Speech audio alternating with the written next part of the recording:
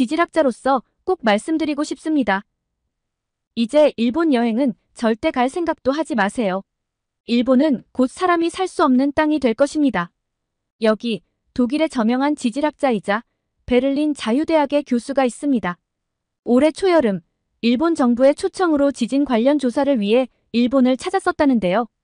이때 목격한 일본의 문제들을 한국분들과 나누며 한국분들에게도 꼭 하고 싶은 이야기가 있다네요. 대체 어떤 이야기일까요? 오늘의 사연 시작합니다. 안녕하세요. 제 이름은 안나 베커입니다. 독일 베를린 자유대학교 지질학을 강의하고 있죠. 저는 올해 초여름 일본 정부의 요청으로 지진 예측 및 대책 연구를 위해 일본을 방문하게 되었습니다. 나리타 공항에 도착해 출국장을 빠져나오자 일본 특유의 습한 공기가 생생하네요. 이날 공항에는 일본 지질조사소의 다나카 교수가 마중 나와 있었죠.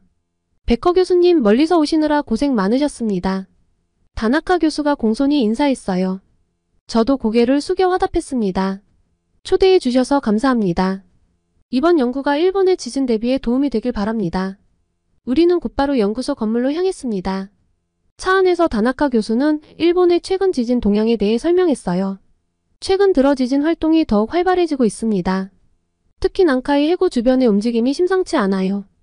베커 교수님이 큰 도움이 되어 주셨으면 합니다. 저는 곧장 지진조사 연구 추진본부에서 열린 회의에 참석했습니다. 회의실에 들어서자 긴장된 분위기가 감돌았어요. 일본 정부 관계자들과 지질학자들이 모여 있었죠. 회의가 시작되고 각 전문가들이 돌아가며 발표를 했습니다. 제 차례가 되자 저는 독일의 지진 대비 시스템과 최신 연구 결과를 공유했어요. 독일은 지진 위험이 상대적으로 낮지만 우리는 전 세계적인 지진 패턴을 연구하고 있습니다. 최근 데이터에 따르면 태평양불의 고리 지역의 지진 활동이 증가하고 있어요. 이어서 일본의 지진 위험성에 대해 언급했습니다. 일본은 전체 활화산의 7%를 보유한 국가입니다. 111개의 활화산이 있고 지진 발생 빈도가 매우 높습니다. 특히 최근 노토반도에서 일어난 지진에 대해 어떻게 평가하시나요? 다나카 교수가 대답했습니다. 노토반도 지진은 우리에게 큰 경각심을 주었습니다. 진도 7의 강진이었고 일본 기상청 기준으로 최고 등급이었죠. 사망자가 70명이 넘었고 아직도 실종자가 있습니다. 저는 궁금해서 물었습니다. 노토반도 지진의 특이점이 있다면 무엇인가요? 다나카 교수가 설명을 이어갔습니다. 이 지역은 2020년부터 군발 지진이 계속되던 곳이에요. 이번에 그 에너지가 한 번에 해소된 것 같습니다. 특이한 점은 유체의 움직임이 감지되었다는 거예요. 태평양판이 지각판 아래로 들어갈 때 해수가 함께 유입되면서 지진 발생 가능성을 높인 것 같습니다. 정부 관계자 한 명이 질문했습니다. 이번 지진으로 인한 쓰나미 위험은 어떠했나요? 다나카 교수가 답변했습니다. 다행히 큰 쓰나미는 없었습니다.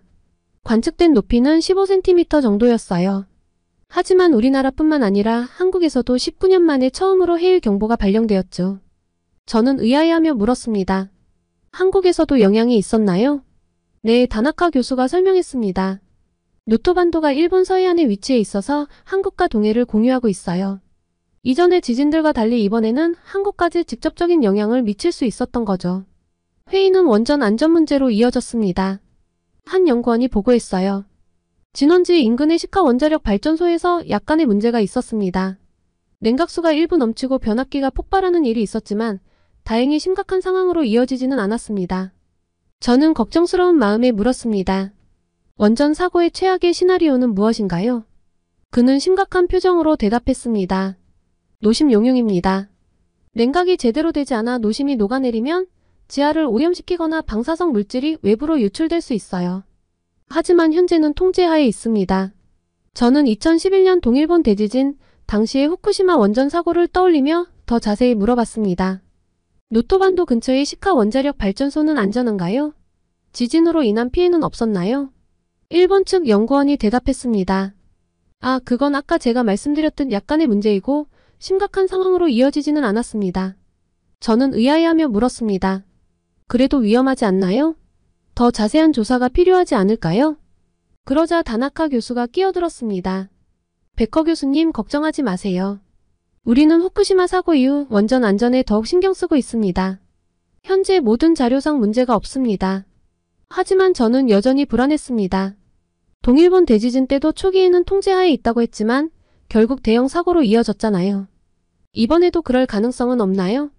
사토시가 약간 불편한 기색을 보이며 말했습니다.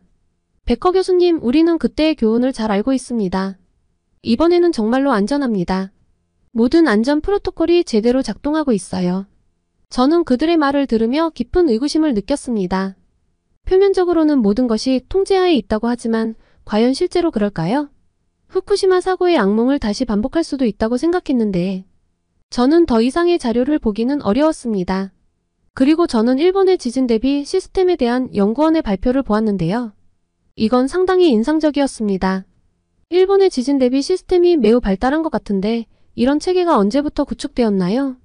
다나카 교수가 대답했습니다. 일본은 예로부터 지진이 많은 나라였기에 오래전부터 대비해 왔습니다. 하지만 현대적인 시스템의 시작은 1923년 관동 대지진 이후라고 볼 수 있어요. 당시 도쿄와 요코하마가 큰 피해를 입었고 이를 계기로 본격적인 지진 연구와 대비가 시작되었죠. 그는 잠시 생각에 잠기더니 말을 이어갔습니다. 물론 시스템은 계속 발전해 왔습니다.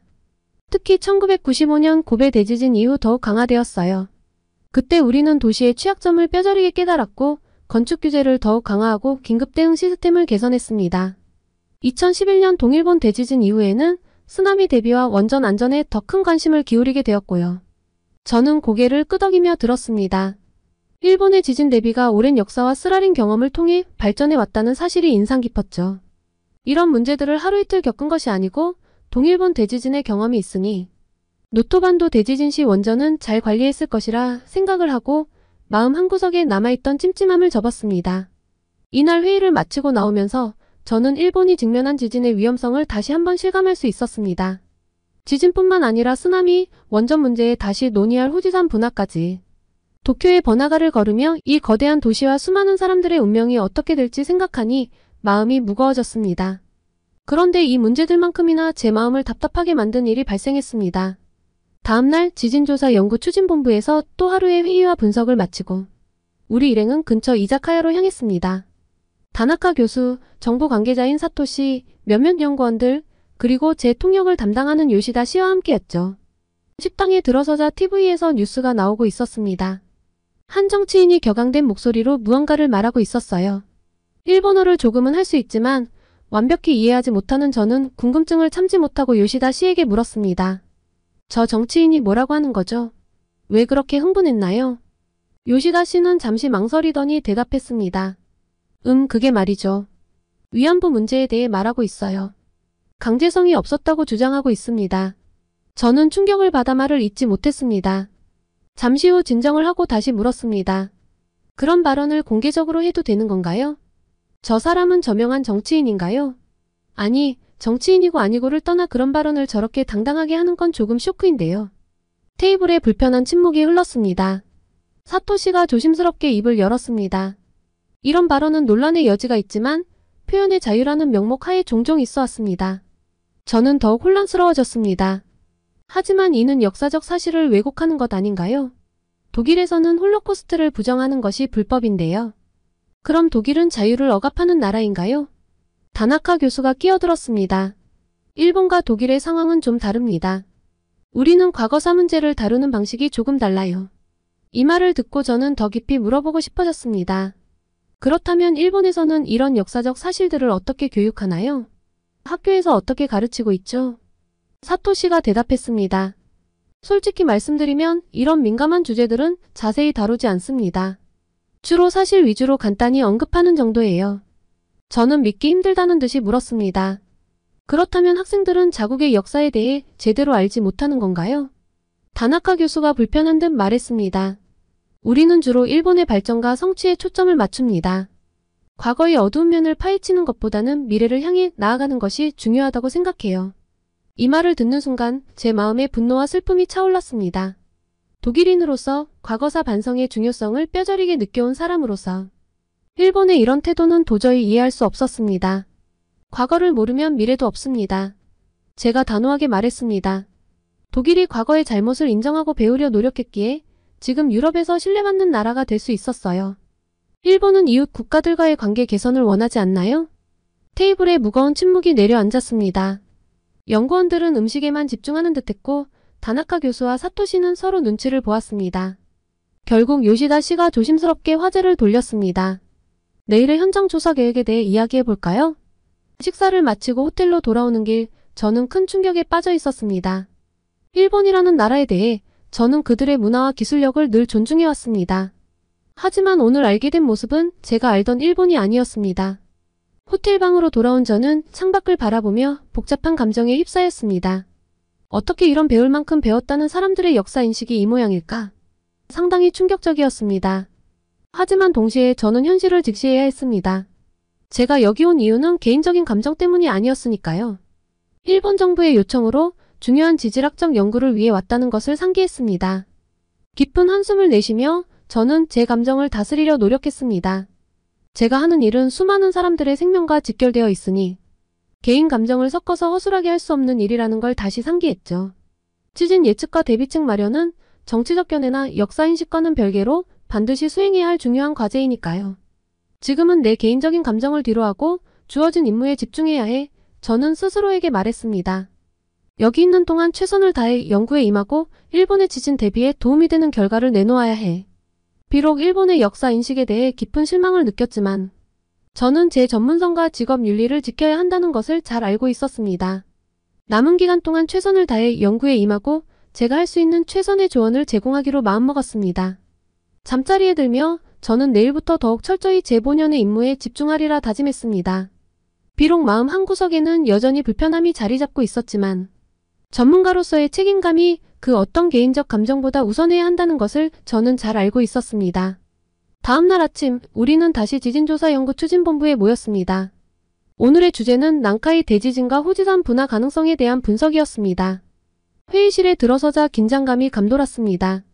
다나카 교수는 계속해서 설명을 이어갔습니다. 난카이 해구는 필리핀판과 유라시아판이 만나는 곳으로 규슈 서쪽 지역까지 쭉 이어집니다. 이 지역은 보통 여러 구역으로 나뉘어 있는데 각 구역이 개별적으로 또는 연쇄적으로 움직일 수 있습니다. 그는 칠판에 그림을 그리며 설명했습니다. 해양판이 유라시아판 밑으로 연간 3에서 5cm 정도 섭입하고 있어요. 이로 인해 계속해서 에너지가 축적되고 있죠.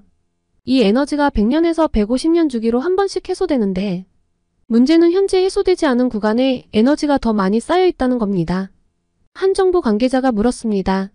그렇다면 앞으로 30년 내에 대지진이 발생할 확률은 얼마나 되나요? 다나카 교수는 심각한 표정으로 대답했습니다. 일부 학자들은 그 확률이 70에서 80%에 이른다고 봅니다. 특히 우려되는 것은 난카이 해구의 도카이, 도난카이, 그리고 난카이 해구의 단층이 동시에 파열될 가능성입니다. 그는 잠시 숨을 고르고 계속했습니다. 1707년 호에이 대지진 때 이런 일이 실제로 일어났습니다. 당시 사망자가 최소 5,000명에서 2만 명에 이르렀고 일본 전역에 산사태와 액상화 현상이 발생했죠. 최대 26m 높이의 쓰나미도 있었습니다. 회의실 안의 긴장감이 더욱 고조되었습니다. 다나카 교수는 이어서 말했습니다. 물론 이번 규슈 지진을 난카이 대지진의 전조 증상으로 보는 시각도 있지만 단정짓기는 어렵습니다. 다만 주의해야 할 점은 도쿄 인근에서 지진이 발생할 가능성이 높다는 겁니다. 다나카 교수는 잠시 말을 멈추고 깊은 숨을 내쉬었습니다. 그의 표정이 더욱 심각해졌습니다. 현재 에너지가 가장 많이 쌓여있는 곳은 이즈 반도가 있는 도쿄 근처입니다. 개인적으로는 다음 지진이 이 지역에서 일어날 확률이 가장 높다고 봅니다. 그는 잠시 주변을 둘러보더니 계속해서 말을 이어갔습니다. 이는 매우 우려되는 상황입니다. 도쿄는 일본의 수도이자 가장 인구가 밀집된 지역이죠.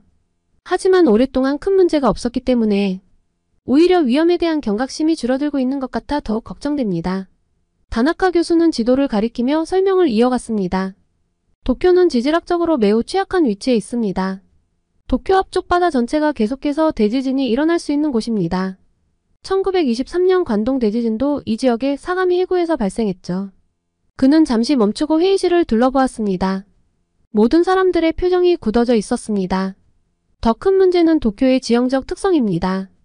도쿄는 거대한 평지입니다. 산이나 언덕 같은 자연 방벽이 없어 지진이나 해일에 매우 취약합니다. 게다가 대규모 지하수 사용으로 지반이 계속 낮아지고 있어요. 한 정부 관계자가 끼어들었습니다. 그렇다면 도쿄를 포기하고 수도를 옮겨야 하는 것 아닌가요? 다나카 교수는 고개를 끄덕였습니다. 사실 과거에는 그런 주장도 있었습니다. 하지만 지금까지 큰 문제 없이 지내왔기 때문에 그런 극단적인 대안은 현실적으로 받아들여지지 않고 있죠. 오히려 이런 안전불감증이 더 큰 위험을 초래할 수 있습니다.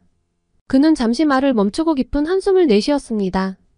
도쿄는 일본 경제의 중심지이자 1,000만 명이 넘는 사람들이 살고 있는 곳입니다. 만약 대규모 지진이 발생한다면 그 피해는 상상을 초월할 것입니다. 하지만 많은 사람들이 이 위험을 간과하고 있어요. 회의실 안에 무거운 침묵이 흘렀습니다. 도쿄가 직면한 위험의 규모와 그에 대한 대비 부족에 대한 인식이 모든 참석자들의 마음을 무겁게 눌렀습니다. 마지막으로 다나카 교수는 경고의 말을 덧붙였습니다. 난카이 해구 전체가 한꺼번에 파열될 가능성은 상대적으로 낮지만 그렇다고 안심할 순 없습니다. 지역에서든 큰 지진이 발생할 위험이 도사리고 있으며 만약 대지진이 발생한다면 한국을 포함한 주변국에도 영향을 미칠 수 있습니다. 이 설명을 들은 모든 사람들의 표정이 더욱 굳어졌습니다. 일본이 직면한 지질학적 위험의 규모와 복잡성, 그리고 그것이 가져올 수 있는 광범위한 영향에 대한 인식이 회의실 안에 무거운 침묵을 드리웠습니다. 다음으로 후지산 전문가인 사토 박사가 나섰습니다. 후지산의 마지막 분화가 1707년 호에이 대분화였죠. 약 300년 동안 분화가 없었다는 것은 내부에 엄청난 에너지가 축적되어 있다는 뜻입니다. 언제 분화해도 이상하지 않은 상황입니다. 그는 프로젝터로 후지산의 단면도를 보여주며 계속했습니다. 최근 관측 결과에 따르면 후지산 내부의 마그마 활동이 점점 활발해지고 있습니다. 고주파 지진과 저주파 지진의 발생 빈도가 증가하고 있어요. 한 연구원이 끼어들었습니다. 실제로 2021년에는 저주파 지진이 8회에서 2022년에는 140회로 급증했습니다. 다나카 교수는 고개를 끄덕이며 말을 이었습니다. 그렇습니다. 이는 마그마의 움직임이 활발해지고 있다는 신호로 볼 수 있어요. 더 우려되는 점은 난카이 트로프 지진과 후지산 분화가 연쇄적으로 일어날 가능성입니다. 그는 일본 지도를 가리키며 설명했습니다.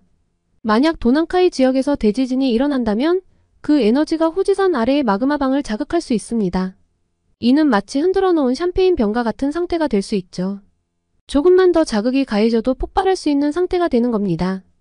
회의실 안의 긴장감이 더욱 고조되었습니다. 한 정부 관계자가 물었습니다. 후지산이 분화하면 어느 정도의 피해가 예상되나요? 다나카 교수의 표정이 더욱 심각해졌습니다.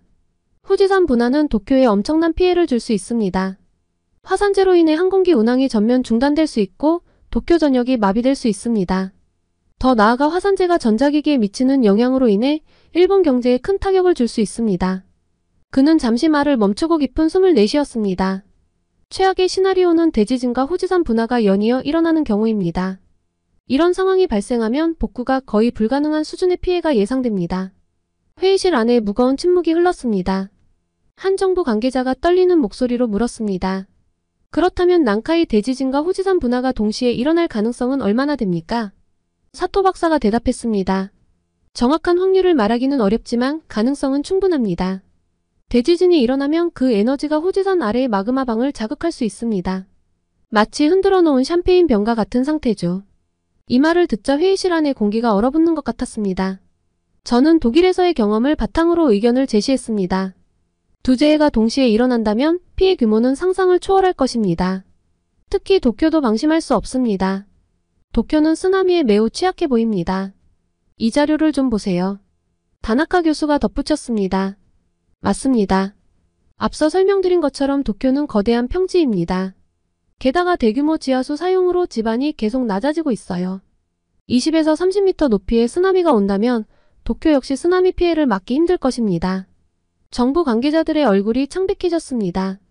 한 관계자가 떨리는 목소리로 물었습니다. 그렇다면 우리는 어떻게 해야 합니까? 도쿄를 포기해야 하나요? 사토 박사가 고개를 저었습니다. 그렇게 극단적인 대안은 현실적이지 않습니다. 하지만 더 철저한 대비가 필요합니다. 특히 방제 시스템과 대피 계획을 전면 재검토해야 합니다. 저는 독일의 사례를 들어 설명했습니다. 독일에서는 모든 가능한 시나리오를 고려해 대비합니다. 최악의 상황을 가정하고 그에 맞는 대책을 세우는 것이 중요합니다. 회의가 계속되면서 정부 관계자들의 불안감은 더욱 커져갔습니다. 중간에 잠시 화장실을 가려고 일어났는데 이날 회의를 참관하던 정부 관계자들이 저를 쫓아와 묻더군요. 이런 상황이라면 개인적으로 해외 이주를 고려해봐야 하는 것 아닌가요? 이 말을 듣고 저는 충격을 받았습니다. 책임 있는 위치의 사람들이 이런 생각을 하고 있다니요? 하지만 동시에 그들의 두려움을 이해할 수 있었습니다. 마지막으로 다나카 교수가 정리했습니다. 우리가 할 수 있는 건 철저한 준비입니다. 과학적 예측, 대비책 마련, 그리고 국민들의 인식 제고가 필요합니다. 이것은 단순한 자연재해 대비를 넘어 국가의 존립과 직결된 문제입니다. 지금 업데이트된 대비책을 각 지역에 내려보내고 시급한 문제들은 역시 한 달 이내로 완수하는 것이 좋아 보입니다. 회의가 끝난 후 다나카 교수가 제안했습니다. 베커 교수님, 오늘 하루 고생 많으셨습니다. 근처 이자카야에서 간단히 한잔하실래요? 저는 기꺼이 동의했습니다. 연구소를 나서며 도쿄의 방거리가 눈에 들어왔습니다. 화려한 네온사인과 분주히 오가는 사람들, 아주 평범해 보이는 이 시가 언제 큰 재앙에 휩싸일지 모른다는 생각에 가슴이 무거워졌습니다. 이자카야에 들어서자 은은한 조명과 아늑한 분위기가 우리를 맞이했습니다. 다나카 교수, 사토시, 그리고 몇몇 연구원들과 함께 자리에 앉았습니다. 차가운 생맥주가 테이블에 놓이자 긴장됐던 분위기가 조금씩 풀리는 것이 느껴졌습니다. 첫 잔을 마시고 난 후 사토시가 입을 열었습니다. 솔직히 말씀드리면 오늘 회의 내용이 너무 충격적이었습니다. 우리가 정말 제대로 된 대비를 하고 있는 걸까요? 다나카 교수가 한숨을 쉬며 대답했습니다. 사실 아무리 대비를 한다고 해서 진도 7 이상의 지진에 대해서는 우리도 제대로 된 대책이 없습니다. 지금까지의 대비 계획으로는 턱없이 부족할 거예요. 저는 놀라움을 감추지 못했습니다. 하지만 일본은 지진 대비 선진국 아닌가요? 어떻게 그럴 수 있죠? 아까 이야기랑은 다르잖아요. 내진 설계가 진도 7 이상은 못 버티나요? 제 질문에 방 안의 공기가 순식간에 무거워졌습니다. 연구원들은 서로 눈치를 보며 어색한 침묵을 지켰습니다. 사토시가 마침내 입을 열었습니다. 그의 얼굴에는 쓴웃음이 번졌습니다. 베커 교수님, 겉으로 보이는 것과 실제는 다릅니다. 우리도 알고 있어요. 하지만 현실적인 한계가 너무 많아요. 그는 잠시 숨을 고르더니 계속 말을 이어갔습니다. 내진 설계는 분명 진도 7까지는 견딜 수 있게 되어 있습니다. 하지만 문제는 그 이상의 지진이죠. 우리가 예측하는 난카이 트로프 지진은 진도 7을 훨씬 뛰어넘을 가능성이 높아요. 사토시의 목소리에서 깊은 좌절감이 느껴졌습니다. 게다가 모든 건물이 완벽한 내진 설계를 갖추고 있는 것도 아닙니다. 오래된 건물들, 예산 부족으로 보강 공사를 미룬 시설들이 많습니다. 공개적으로 이런 자료를 발표할 수는 없지만요. 이런 곳들은 진도 7 미만의 지진에도 취약할 수 있어요. 다나카 교수가 덧붙였습니다. 그리고 내진 설계만으로는 부족합니다. 쓰나미, 산사태, 액상화 현상들이 있잖아요. 이런 2차 피해들은 내진 설계만으로는 막을 수 없어요. 특히 도쿄 같은 대도시는 인구 밀도가 너무 높아서 대피와 구호에도 큰 어려움이 있을 겁니다. 방 안의 모든 사람들의 표정이 어두워졌습니다. 그들의 눈에서 무력감과 두려움이 읽혔습니다. 사토시가 마지막으로 말했습니다. 우리는 최선을 다해 대비하고 있습니다. 하지만 자연의 힘 앞에서 인간의 능력은 한계가 있어요. 그리고 그 한계를 인정하는 것이 때로는 가장 어려운 일인 것 같습니다. 이 말을 들으며 저는 일본이 직면한 위험의 심각성을 더욱 깊이 실감하게 되었습니다. 겉으로 보이는 안전과 실제 상황의 차이, 그리고 그 사이에서 고뇌하는 전문가들의 모습이 제 마음을 무겁게 눌렀습니다. 무거운 침묵이 흐르던 중 한 젊은 연구원이 조용히 입을 열었습니다. 사실 저는 지난달에 아이들을 한국으로 유학 보냈어요. 일본의 상황이 불안해서 말이죠. 이 말에 모두가 놀란 듯 그를 바라보았습니다. 잠시 후 사토 교수가 한숨을 쉬며 말했습니다. 나도 고백할 게 있네요. 제 아이와 어머니는 이미 하와이에 계세요. 작년부터 그곳에서 살고 계신답니다. 그 말을 듣자 다른 이들도 하나둘씩 입을 열기 시작했습니다. 저도 부모님을 호주로 모셨어요. 일본에 계시는 게 불안해서요. 제 동생 가족은 작년에 캐나다로 이민 갔어요. 지진 위험 때문이라고 하더라고요. 솔직히 말씀드리면 저도 해외 부동산을 알아보고 있어요. 만약에 사태에 대비해서이니까 진짜 어디 바로 간다는 건 아니에요. 이야기를 들으며 저는 충격에 빠졌습니다. 일본의 지질학자들과 관료들조차 이렇게 불안해하고 있다니. 그들의 고백을 들으며 일본의 상황이 제가 생각했던 것보다 훨씬 심각하다는 것을 실감했습니다. 그리고 그 무책임한 태도에 제 안에서 분노가 치솟았습니다. 어떻게 국민의 안전을 책임져야 할 사람들이 이럴 수 있을까? 하지만 동시에 그들의 두려움도 이해할 수 있었습니다. 누구나 자신과 가족의 안전을 걱정할 테니까요. 다나카 교수가 말을 이었습니다. 결국 가장 큰 피해를 입는 건 일반 서민들이 될 거예요. 대피할 여력도 해외로 갈 능력도 없는 사람들 말이죠. 그의 목소리에서 깊은 죄책감이 느껴졌습니다. 다나카 교수의 눈빛이 흐려지고 어깨가 무거워 보였습니다. 그는 잠시 말을 멈추고 깊은 한숨을 내쉬었습니다. 우리가 이렇게 도피 계획을 세우고 있는 동안 수많은 사람들은 아무것도 모른 채 일상을 살아가고 있어요. 매일 열심히 일하고 가족을 위해 노력하는 평범한 사람들이죠. 그들에게 이런 위험을 알리지 못하는 우리가 정말 올바른 일을 하고 있는 걸까요? 다나카 교수의 손이 미세하게 떨리는 것이 보였습니다. 그의 얼굴에는 깊은 주름이 패였고 평소에 침착한 모습은 온데간데 없었습니다. 그의 눈에는 눈물이 고이는 듯 했습니다.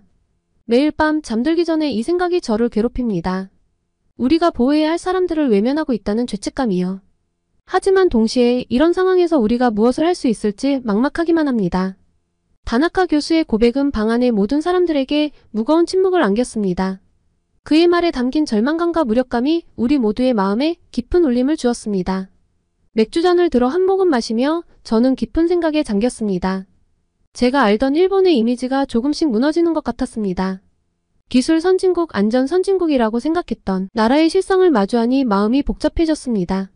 그렇다면 우리가 할 수 있는 일은 무엇일까요? 제가 조심스럽게 물었습니다. 사토시가 대답했습니다. 최선을 다해 연구하고 경고하는 것뿐이겠죠. 하지만 솔직히 말해서 정부가 얼마나 귀 기울일지 모르겠어요. 이야기는 계속되었고 맥주잔은 몇 번이고 채워졌습니다. 밤이 깊어갈수록 연구원들의 얼굴에서 무거운 책임감과 동시에 무력감이 느껴졌습니다. 그들은 위험을 알고 있지만 그것을 막을 힘이 없다는 사실에 괴로워하는 듯 했습니다. 이자카야를 나서며 도쿄의 방거리를 다시 바라보았습니다. 화려한 불빛 아래에서 사람들은 여전히 분주히 움직이고 있었습니다. 그들은 자신들이 어떤 위험 속에 살고 있는지 알고 있을까? 알면서도 그저 일상을 살아가는 것일까? 호텔로 돌아가는 길 제 마음은 무거웠습니다. 지질학자로서 제가 할 수 있는 일이 과연 무엇일지 고민이 되었습니다. 단순히 연구 결과를 내놓는 것으로 충분할까? 아니면 더 적극적으로 경고의 목소리를 내야 할까? 지나가는 일본 사람들을 보며 안쓰러운 마음과 함께 걱정되는 마음이 가득했는데요. 제 연구 결과와 제안이 이들에게 조금이라도 더 도움이 되었으면 하는 바람이 가득했습니다. 그리고 저는 다음날 아침 출국 전 마지막 자유시간을 활용해 도쿄의 한 대형 서점을 찾았습니다. 평소 해외여행 때마다 현지 서점을 들르는 것이 제 습관이었죠. 그 나라 사람들의 관심사를 엿볼 수 있는 좋은 방법이라고 생각했기 때문입니다. 그런데 서점 안을 둘러보던 중 저는 충격적인 광경을 목격했습니다. 혐한 서적 코너가 따로 마련되어 있었던 것입니다. 책 제목들을 하나씩 읽어내려가며 저는 점점 더 큰 충격에 빠져들었습니다. 한국인으로 태어나지 않아 다행이야. 이게 전 주한 일본 대사가 쓴 책이라고? 저는 믿기지 않는 눈으로 책을 집어들었습니다. 옆에 놓인 만화 혐한류는 무려 100만 부나 팔렸다고 합니다. 더 놀라운 것은 반일 종족주의라는 책의 일본어판이 아마존 재팬에서 종합 베스트셀러 1위를 기록했다는 사실이었습니다. 이 모든 것을 보며 저는 깊은 혼란에 빠졌습니다. 어떻게 이런 책들이 대형 서점에 버젓이 전시될 수 있는 걸까요? 그것도 따로 코너까지 만들어서?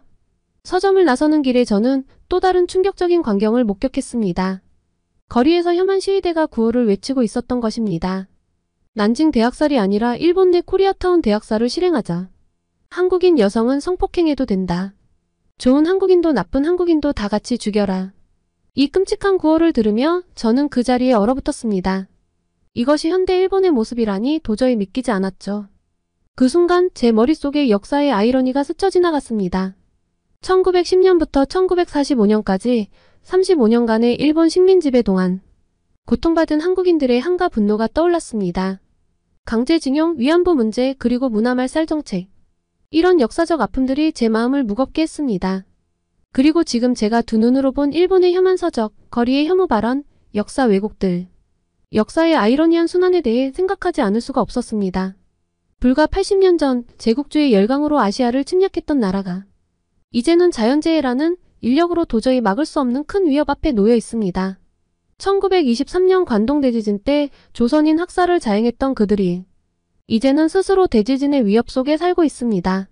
과거 일본의 식민 지배로 고통받은 한국인들의 한가 분노가 떠올랐습니다. 이 한국인들의 한가 분노, 억울함이 이렇게 돌아가는 것 아닌가 생각이 되더군요. 더욱 아이러니한 것은 이런 재앙이 닥쳤을 때 가장 큰 고통을 겪게 될 이들이 혐오 발언을 내뱉는 극우 세력이 아닌 평범한 일본 서민들일 것이라는 점입니다. 마치 과거 식민지배 시절 실제 고통을 겪은 이들이 조선의 평범한 서민들이었던 것처럼 말입니다. 거리를 걸으며 저는 깊은 생각에 잠겼습니다. 역사는 정말 순환하는 것일까요? 한 민족의 고통이 다른 민족의 고통으로 이어지는 이 끝없는 사이클, 이것이 인류의 운명일까요? 과거 남경대 학살, 위안부 문제, 강제징용 등으로 중국과 한국의 고통을 안겼던 일본이 이제는 자연의 위협 앞에 놓여있는 모습이 마치 역사의 심판 같아 보였습니다. 호텔로 돌아가는 길, 저는 마음속 깊이 슬픔을 느꼈습니다. 지질학자로서 제가 예측한 자연재해의 위험성, 그리고 지금 목격한 사회적 병폐, 이 모든 것이 뒤섞여 제 마음을 무겁게 눌렀습니다. 호텔방에 도착해 짐을 싸며 저는 이번 여행이 제게 준 깊은 통찰에 대해 생각했습니다. 지질학적 위험, 역사적 아픔, 현재의 사회 문제까지 마음이 편하지 않더군요. 이렇게 독일로 돌아온 지 며칠 후 저는 TV에서 한 뉴스를 보게 되었습니다. 한국인들이 일본 여행을 매우 선호한다는 내용이었죠. 이 소식을 듣자마자 제 마음은 무거워졌습니다.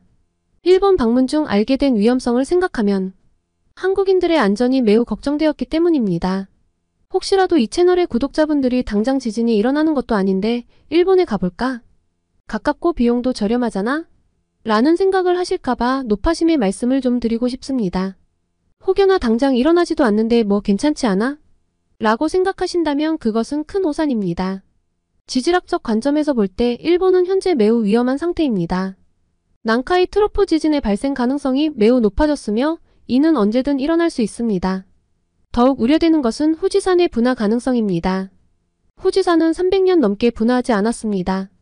이는 내부에 엄청난 에너지가 축적되어 있다는 의미입니다. 전문가들은 후지산이 언제 분화해도 이상하지 않은 상태라고 경고하고 있습니다. 만약 후지산이 분화한다면 그 영향은 도쿄를 포함한 광범위한 지역에 미칠 것입니다.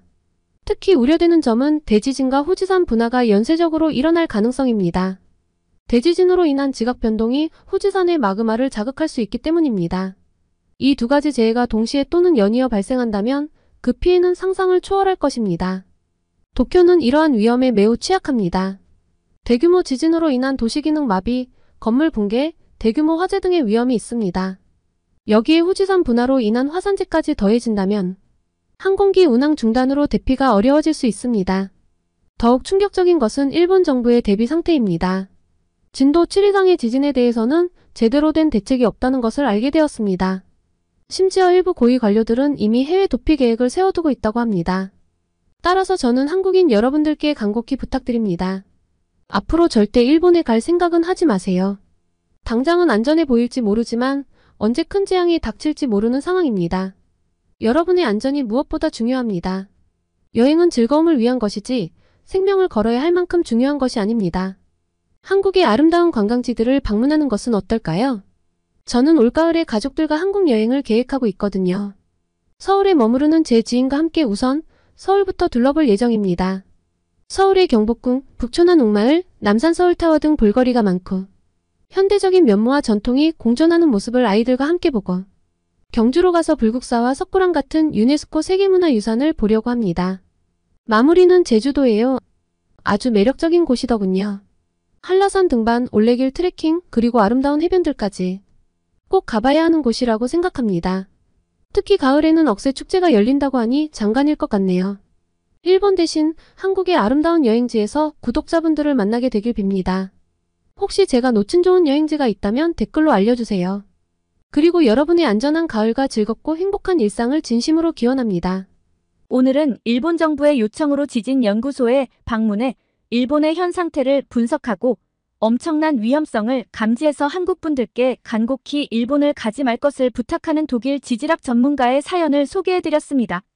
오늘의 사연이 마음에 드셨다면 구독과 좋아요를 눌러주세요. 여러분의 구독과 좋아요는 계속해서 좋은 사연을 소개할 수 있는 힘이 됩니다. 이상 감동저장소였습니다.